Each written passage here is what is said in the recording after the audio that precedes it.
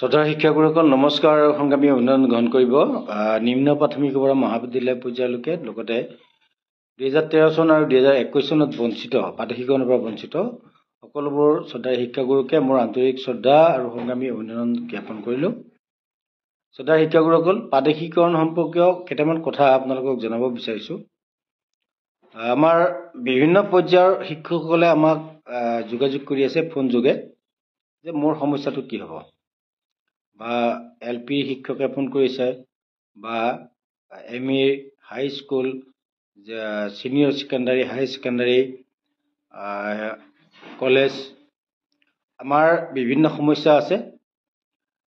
এটা কথা আপোনালোকক আমি অৱগত কৰিব বিচাৰিছোঁ যে আমি সদৌ অসম অপাধিকৃত শিক্ষক কৰ্মচাৰী সংস্থাই দীৰ্ঘদিন আন্দোলন, প্ৰত্যাহ্বান, ধৰ্ণা এই কাৰ্যসূচীবিলাক লৈ আহিছোঁ আৰু তাৰ ফলশ্ৰুতিতে মাননীয় মুখ্যমন্ত্ৰী মহোদয়ে ইতিমধ্যে আমাৰ এই প্ৰাদেশিকৰণৰ যিটো জ্বলন্ত সমস্যা, এই সমস্যাটো সমাধানৰ এটা গতি দিব বিচাৰিছে। আমি এই গতিটোত সহযোগিতাৰ পোষকতা কৰিছোঁ।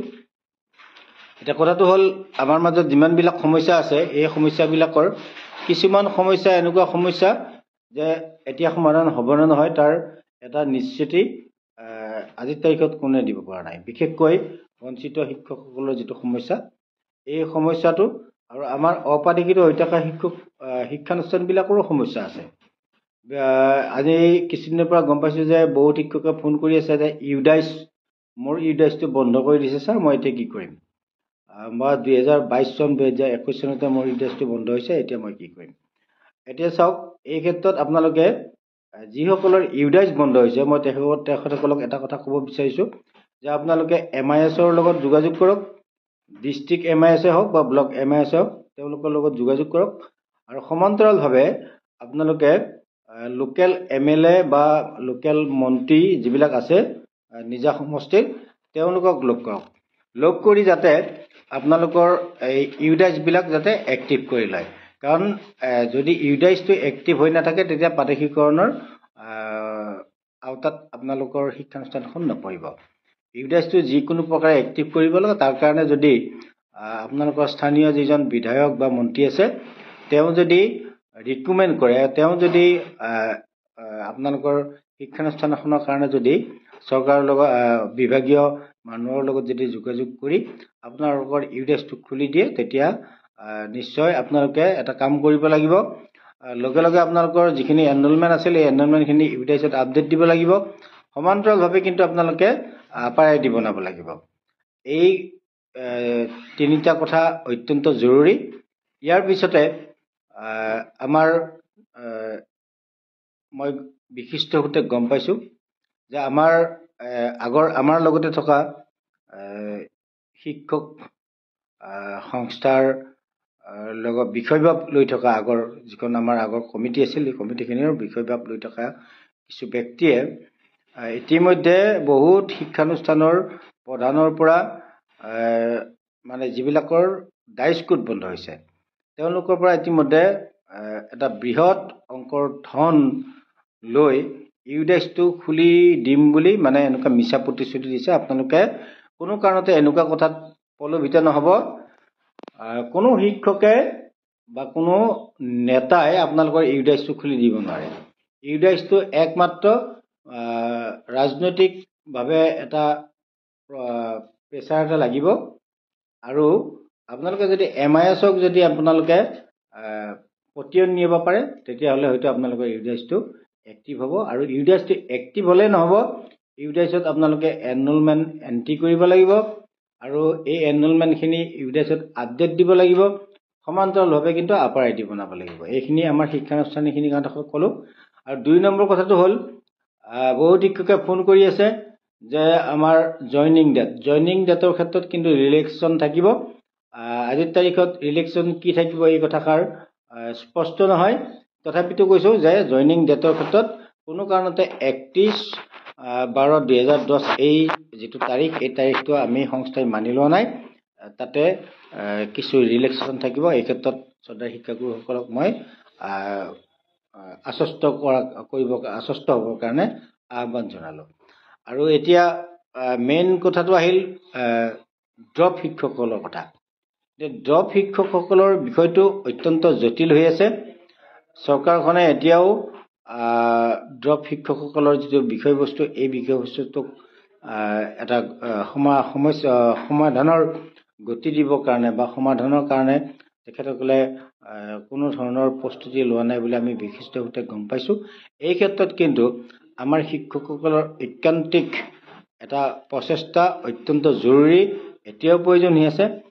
আৰু এই ক্ষেত্ৰত মই কিছুদিন আগত এটা ভিডিঅ' বনাইছিলোঁ। বহুত শিক্ষকে বিভিন্ন ধৰণে মন্তব্য কৰিছে। এই মন্তব্যবিলাকত মই কোনো কাৰণতে গুৰুত্ব দিয়া নাই। মই জানো কোন কেইজন শিক্ষকে এই মন্তব্যবিলাক দিছে, এওঁলোকে বিগত দিনত কি কৰি আছিল আৰু ক'ত আছিল, এই কথাবিলাক মই যিহেতু জানো, গতিকে এওঁলোকৰ কোনো কথাত আমি কৰ্ণপাত কৰা নাই। আমাৰ বঞ্চিত শিক্ষকসকলক এটা কথাই কৈছোঁ যে একত্ৰিত হৈ যদি আমি আমাৰ সকলোৰে সমস্যাখিনি সমাধানৰ কাৰণে আমি যুঁজো, সমস্যাখিনি সমাধান হ'ব।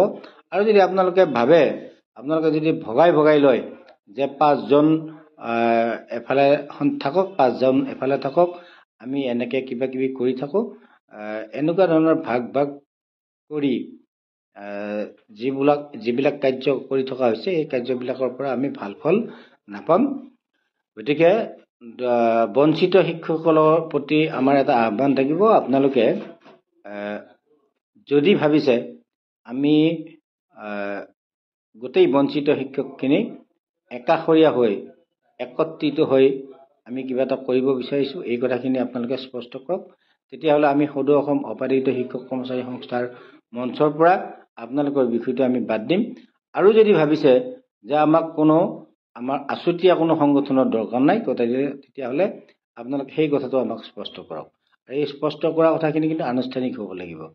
যিকেইজন নেতা বা নেত্ৰীয়ে এই আপোনালোকক প্ৰতিনিধিত্ব কৰি আপোনালোকৰ সমস্যাটোক আৰু জটিল কৰি তুলিছে, তেওঁলোকক আপোনালোকে নস্যাৎ কৰিব পাৰিব নে নোৱাৰে?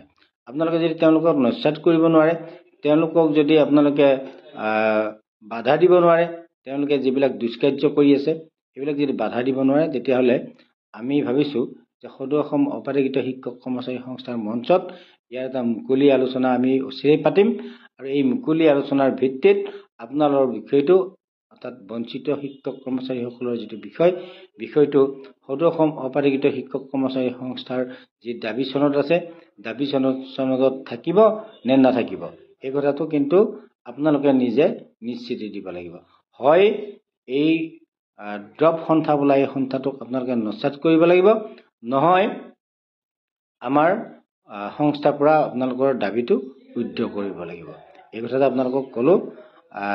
গতিকে মই এটা কথাই কৈছোঁ যে এই দল সংগঠনবিলাক জীয়াই থাকে আমাৰ শিক্ষকসকলৰ কাৰণে।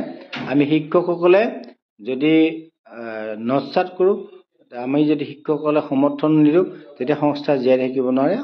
শিক্ষকসকলৰ সমৰ্থন আৰু আস্থাৰ ওপৰত নিৰ্ভৰ কৰিয়ে সংস্থা জীয়াই থাকে। আমাৰ উদ্দেশ্য কিন্তু সংস্থা নহয় বা সন্থা নহয়, দল সংগঠন নহয়। আমাৰ উদ্দেশ্য প্ৰাধিকৰণ যেতিয়াই হ'ব, তাৰপিছত আমাৰ এই দল সংগঠনৰ কোনো ন্যায্যতা নাথাকিব। গতিকে আপোনালোকে চিন্তা কৰক, ভাবক, চিন্তি এটা সুস্থিৰ সিদ্ধান্ত এটা কৰিব। আমি খুব কম দিনৰ ভিতৰতে আমি সদৌ অসম অপাৰেগিত শিক্ষক কৰ্মচাৰী সংস্থাৰ মঞ্চত এই বিষয়টো আলোচনা কৰিম। আমি আনুষ্ঠানিকভাৱে আলোচনা কৰি ড্ৰপ শিক্ষকসকলে স্পষ্ট কৰিব লাগিব যে আপোনালোকক এটা আছুতীয়া সংগঠন লাগে নে নালাগে। ধন্যবাদ।